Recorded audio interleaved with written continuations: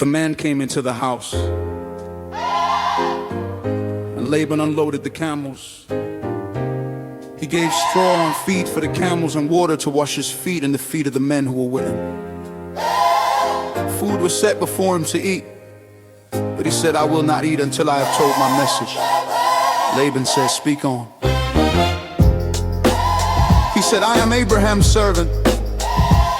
Yahweh has blessed my master greatly. He has become great. He has given him flocks and herds, silver and gold, male servants and female servants, camels and donkeys. Sarah, my master's wife, bore a son to my master when she was old. He has given all that he has to him.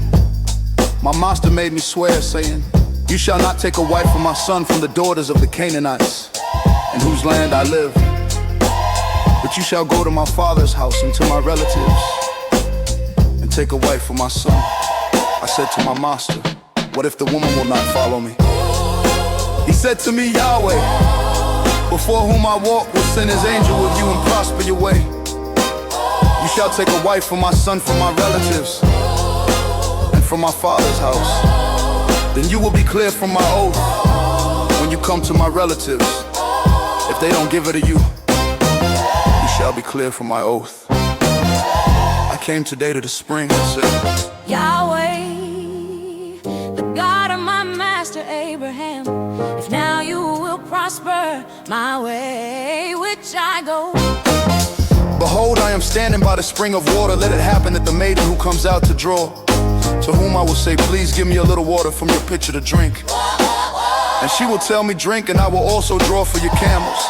Let her be the woman whom Yahweh has appointed for my master's son." Before I had finished speaking in my heart, behold, Rebekah came out with a pitcher on her shoulder. She went down to the spring and drew. I said to her, "Please let me drink." She hurried and let down her pitcher from her shoulder and said, "Drink, and I will also give your camels a drink." So I drank. She also gave the camels a drink. I asked her and said, "Whose daughter are you?" She said, "The daughter of Bethuel, Naar's son, whom Milcah bore to him." I put the ring on her nose and the bracelets on her hands.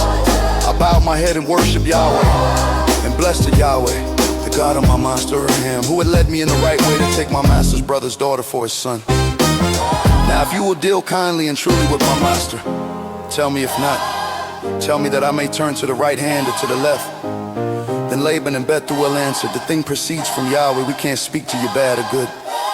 Behold, Rebekah is before you. Take her and go, and let her be your master's son's wife, as Yahweh has spoken." When Abraham's servant heard their words, he bowed himself down to the earth to Yahweh. The servant brought out jewels of silver, jewels of gold, and clothing, and gave them to Rebekah. He also gave precious things to her brother and her mother. They ate and drank, he and the men who were with him, and stayed all night. They rose up in the morning, and he said, "Send me away to my master." Her brother and her mother said, "Let the young lady stay with us a few days, at least 10 after that she will go." He said to them, "Don't hinder me, since Yahweh has prospered my way. Send me away that I may go to my master." They said, "We will call the young lady and ask her." They called Rebekah and said to her, "Will you go with this man?" She said, "I will go." They sent away Rebekah, their sister, with her nurse, Abraham's servant, and his men.